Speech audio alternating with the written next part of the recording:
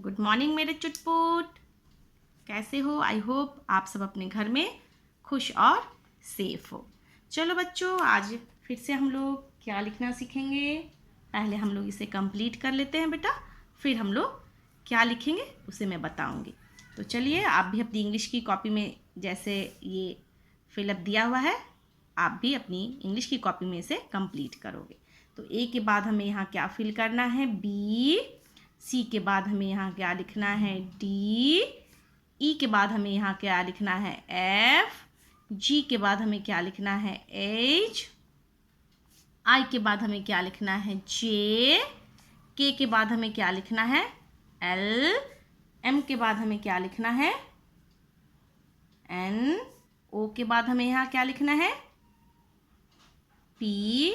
Q के बाद हमें क्या लिखना है बेटा? आर।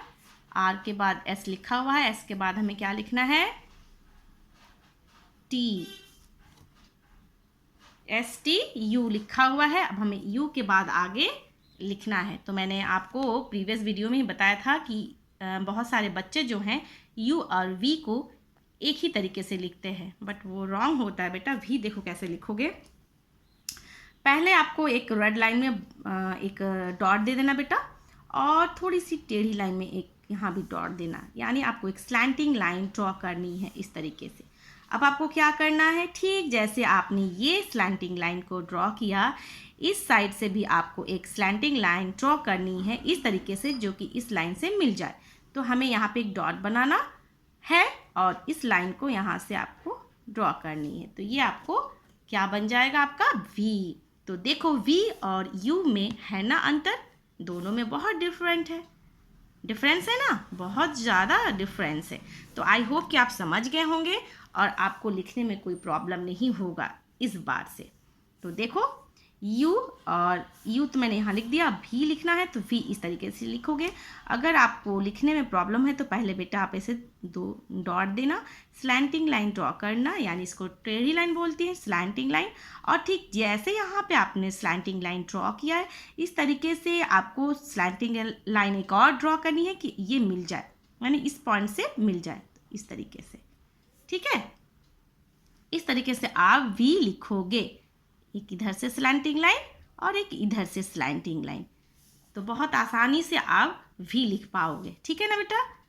इस तरह से आप वी लिखोगे अपनी इंग्लिश की कॉपी में।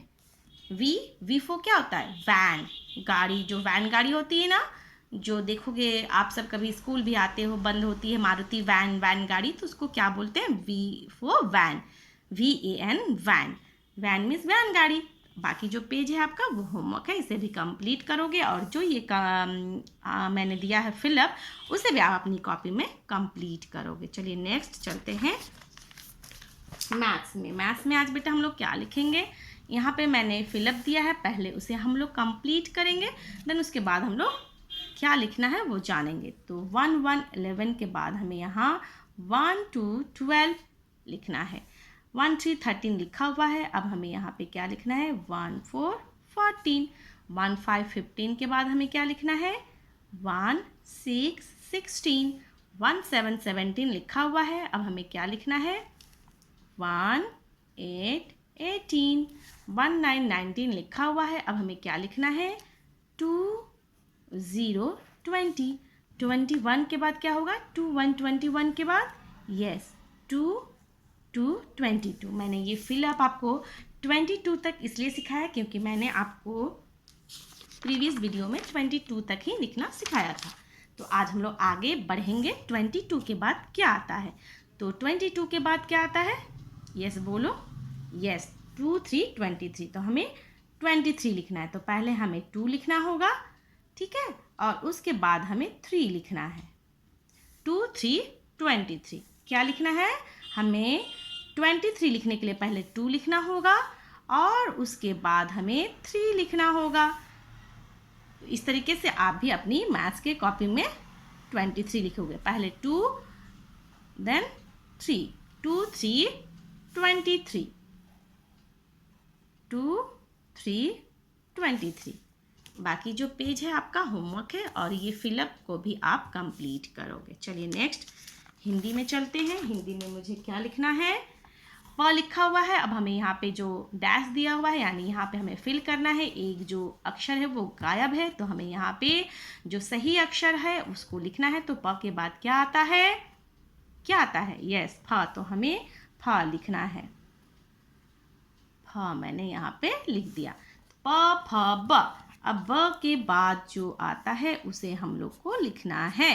तो क्या आएगा, प फ ब, ब के बाद आता है भ, तो हमें भ लिखना है। ठीक है, भ और म दोनों एक ही जैसे लिखते हैं, बट दोनों में क्या अंतर है वो मैं आपको बताऊंगी।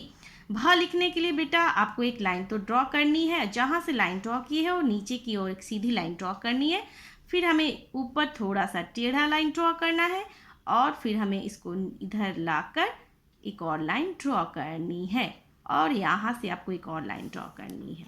यानी जो है भ बेटा उसमें पूरा जो है कवर नहीं होगा, वहाँ आपको बीच में जो है वहाँ आपको छोड़ना होगा, तभी वो भ बन जाएगा। अगर आप इस तरीके से बनाकर पूरा ढक देते हो तो ये फिर माँ हो जाएगा, बट हमें क्या लिखना है, भ लिखना है, इसलिए हमें बीच में जो है वहाँ रास्ता छोड़ना होगा, यानी पूरा कवर नहीं करना है।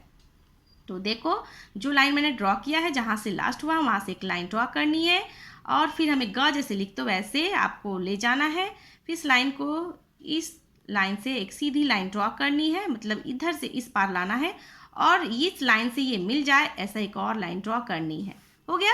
अब आपको पूरा ना ढकते हुए इसको हाफ से आपको यहाँ पे एक लाइन ड्रॉ करनी है। तो भ से क्या होता है, भालू। भ से क्या होता है बेटा, भालू।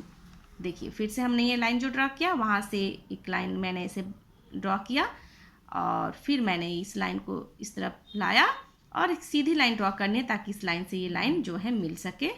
मिला दिया मैंने। अब हमें यहाँ एक छोटा सा लाइन ड्रॉ करनी है। तो क्या हो गया ये, भ से भालू। ओके, तो आई होप आपको भ और म में अंतर जो है अच्छी तरह से समझ में आ गया होगा। म में हम लोग पूरा कवर करते हैं और भ में हम लोग जो है गैप रखते हैं। ओके, आप लोग तो अच्छी तरह से समझ गए होंगे। बाकी जो पेज है आपका वो होमवर्क है। Tata, bye bye and take care.